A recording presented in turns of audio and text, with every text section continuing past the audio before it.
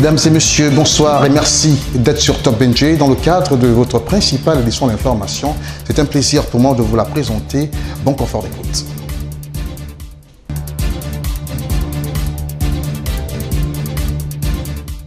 Une édition d'information essentiellement consacrée aux faits de société. Pour résoudre le taux de chômage dans le pays, le gouvernement a mis en place un projet en 2010 dénommé PRODES, Projet de développement de compétences et de l'employabilité. Celui-ci est déjà à sa 3e étape, une étape axée sur l'appui aux capacités institutionnelles et la mise en œuvre de ce projet. Un reportage. Le conseil d'administration du projet de développement des compétences et de l'employabilité PRODES est à Port-Gentil pour l'exécution de la 3e phase de ses objectifs. Il s'agit de l'appui aux capacités institutionnelles et mise en œuvre du projet. À cet effet, les responsables des 3 centres de formation technique et professionnelle basés à Port-Gentil ont été conviés à prendre part à une réunion d'échange et de partage de connaissances. Occasion donnée à chaque responsable de présenter brièvement les structures qu'ils dirigent et les problèmes qu'ils rencontrent dans l'accomplissement de leur mission. Entre autres, les problèmes de l'inadéquation des modules de formation conformément aux besoins des entreprises, la qualification professionnelle suivant les standards internationaux ont été relevés. Une action gouvernementale qui fait suite aux États généraux de l'éducation, de la recherche et de l'adéquation formation-emploi de 2010. À cet effet, l'État compte sur l'appui technique et financier de la Banque mondiale pour la réussite de ce projet. La prochaine étape verra l'appui des experts aux différents établissements techniques et professionnels pour la rédaction des projets d'établissement. La prochaine étape après ces concertations va constituer au passage d'un expert qui va assister les comités qui ont été mis en place pour la rédaction des projets d'établissement. Étant donné que au cours des débats tout à l'heure, nous avons fait allusion à une nouvelle gouvernance et de la gestion des établissements d'enseignement technique et de formation professionnelle. Ces experts passeront pour former, encadrer les chefs d'établissement et leurs comités sur la rédaction des projets d'établissement. Maintenant, ces projets d'établissement réalisés seront présentés à un comité qui va devoir les sélectionner pour voir s'ils sont bancables ou pas. Donc le projet s'étend sur 5 ans. Nous sommes déjà à début de la 2e année. À la moindre tombée de pluie, certains quartiers de la capitale économique s'inondent. Une sexagénaire s'est retrouvée les pieds dans l'eau au quartier Cuvette Centrale dans le 4e arrondissement de la commune de Port-Gentil. Impuissante face à cette situation, elle demande de l'aide aux personnes de bonne volonté. On fait le point dans cet élément signé de Jean-Jacques Rovaria Djodji de notre rédaction. Elle s'appelle Madame Boukando Kumba Emilienne, une sexagénaire qui vit depuis plusieurs années avec ses petits-enfants dans un bidonville de la commune de Port-Gentil, plus précisément au quartier Cuvette Centrale, dans le 4e arrondissement, où à la moindre tombée des pluies, son habitation se retrouve submergée par les eaux de pluie, détruisant tout son matériel ménager, entre autres congélateur, télévision, fer à repasser, gazinière et bien d'autres. Un fait commun dans plusieurs foyers. Bon, j'ai vu comme ça, il y a les inondations dans le terrain, il y a l'eau, tout. Dans la maison aussi, il y a l'eau. Je vis comme ça. Je suis habituée. Bon. C'est Port-Gentil, on est à Port-Gentil. Regardez la maison. La maison, l'eau, dans ma chambre, là, l'eau coule. Le lit comme ça, là, l'eau coule. Il y a beaucoup de choses qui se sont les télés, tout ça là, les gazinières, les gaspillés. Mais c'est le moment, si quelqu'un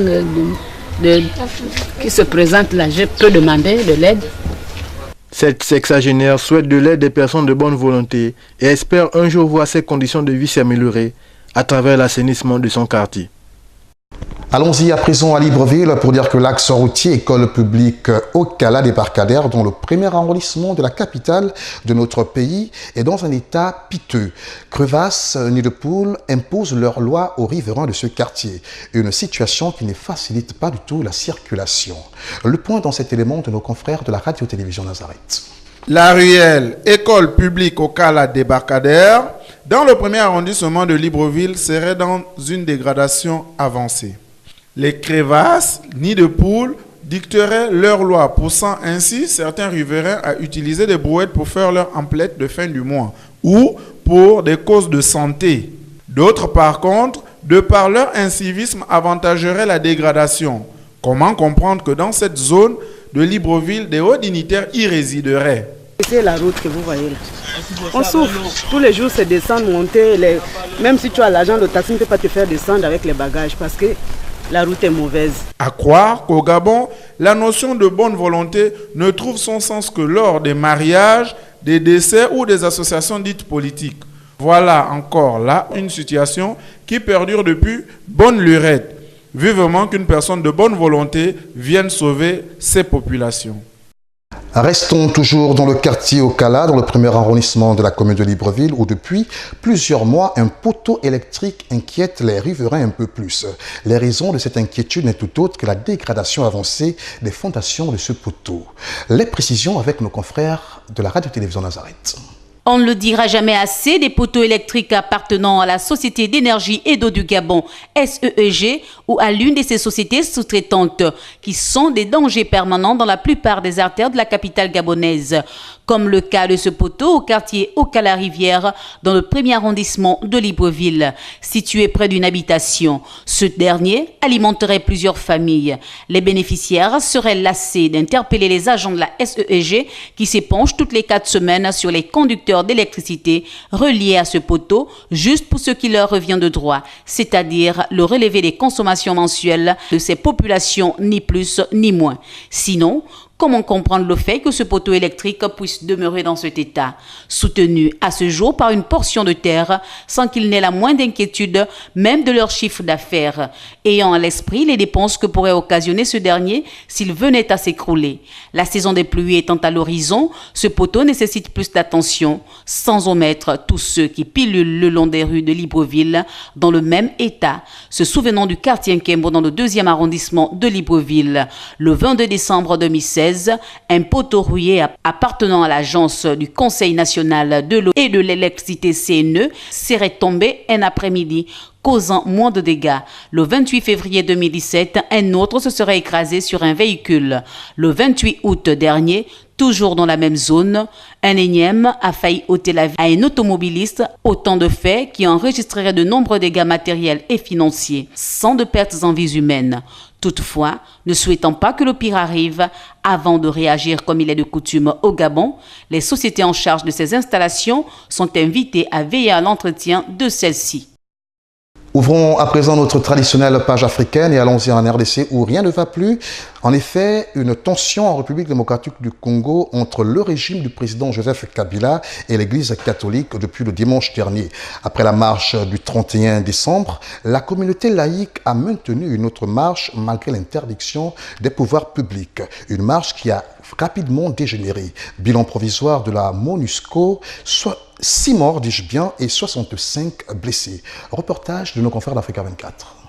Regain de tension en République démocratique du Congo. Malgré son interdiction, le comité laïque de coordination de l'Église catholique a maintenu dimanche 21 janvier sa marche dans le pays contre le maintien au pouvoir du président congolais Joseph Kabila. Une manifestation qui a dégénéré puisqu'elle a été violemment réprimée par les forces de l'ordre. Ce sont des actes barbares d'une armée en débandade, d'une armée en déroute. Une voix de sage s'est élevée. On a pensé qu'il fallait en discuter, mais ça, ce sont encore des confirmations qu'il y a médiocrité sur le terrain. Ce sont des confirmations de la médiocrité, parce que on a bien dit, après, ils useront toujours de mensonges pour dire non, il n'y a pas eu de mort. Mais sur le terrain, on voit qu'il y a des morts. Là encore plus, médiocrité. Cette manifestation réprimée aurait fait au moins 6 pertes en vies humaines et 65 blessés selon la MONUSCO, la mission des Nations Unies, 247 arrestations selon l'ACAJ, l'association congolaise pour l'accès à la justice. Même si ce bilan provisoire diverge, les autorités condamnent la répression et annoncent des sanctions. Il y a eu des morts, il y a eu plusieurs blessés. Au stade actuel des choses, nous n'avons pas encore l'état de la situation à travers tout le territoire national. Ces morts sont des morts de trop que je déplore en tant que ministre des Droits humains, que je condamne. Les forces de l'ordre se sont rendues coupables de ces actes de violation de droits de l'homme doivent être poursuivis et condamnés par la justice congolaise. À l'appel du comité laïque de coordination de l'Église catholique, les manifestations ont eu lieu contre le maintien au pouvoir du président Joseph Kabila, dont le second mandat a pris fin en décembre 2016. Les prochaines élections présidentielles ne sont pas prévues avant le 23 décembre 2018. Toujours en République démocratique du Congo, pas de changement en 2018 au niveau de la politique monétaire du pays. La Banque centrale compte rétablir les dispositifs de 2017 au cours de cette année 2018. Elle annonce par contre le taux d'inflation à 7% et l'accélération de la dédollarisation du marché national. Reportage signé de nos confrères d'Africa 24. La Banque centrale du Congo a annoncé que le taux d'inflation au sein du pays sera maintenu à 7% au cours de l'année 2018. Et pour cause, la politique monétaire du pays restera cette année inchangée. L'objectif étant de pérenniser la stabilité économique actuelle. Cette politique monétaire s'appuie entre autres sur les bons chiffres des cours de certains produits exportés tels que le cuivre, sur la baisse du taux directeur à 10% et sur la dédollarisation de l'économie pour améliorer la gestion du taux de change.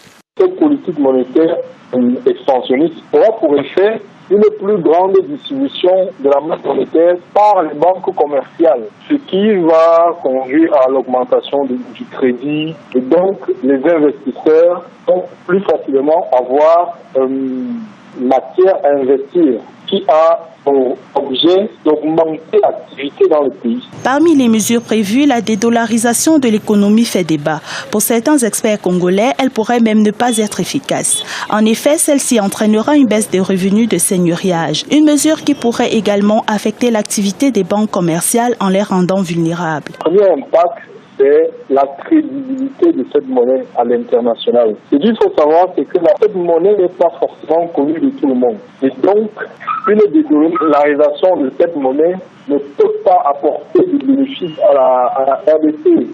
Cependant, le comité de politique monétaire de la RDC encourage le gouvernement à poursuivre les mesures engagées afin de stabiliser et relancer l'économie du pays. Des mesures qui permettraient à l'économie congolaise d'être plus résiliente.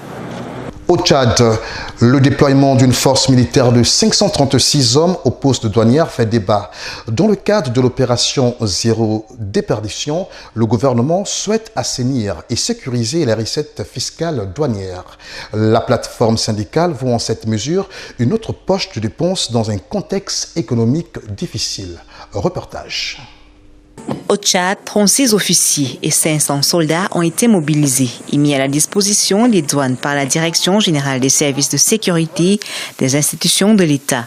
Leur mission, contrôler les activités et le comportement des douaniers régulièrement décriés par les usagers. Une disposition de l'opération Zéro Déperdition pour l'assainissement et la sécurisation des recettes douanières et fiscales qui rencontre des oppositions, notamment au sein de la plateforme syndicale nationale. Pour le groupe des représentants des grands syndicats, cette mesure va entraîner des contre-performances car elle est budgétivore.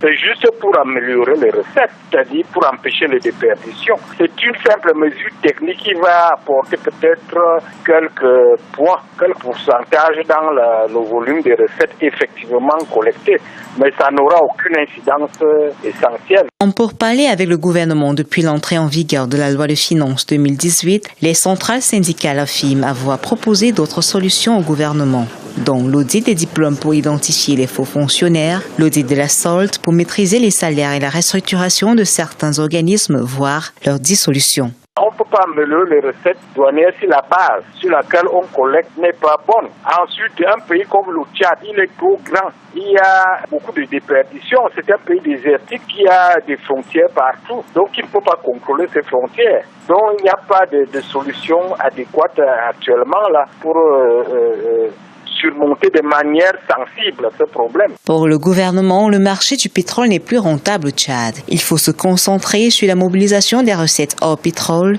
et sécuriser tous les mécanismes de collecte des fonds. Ainsi, pense le gouvernement, cette force militaire dissuasive, avec ses 36 véhicules déployés le long des postes douaniers, va faire régresser le phénomène de fraude qui affecte les recettes douanières. Ainsi s'achève cette édition d'information. Merci de l'avoir regardé. Avec l'ensemble de la rédaction, nous vous souhaitons de passer des excellents moments en compagnie de programmes de la radio-télévision Top NG. Était à la réalisation Castro Chibozo.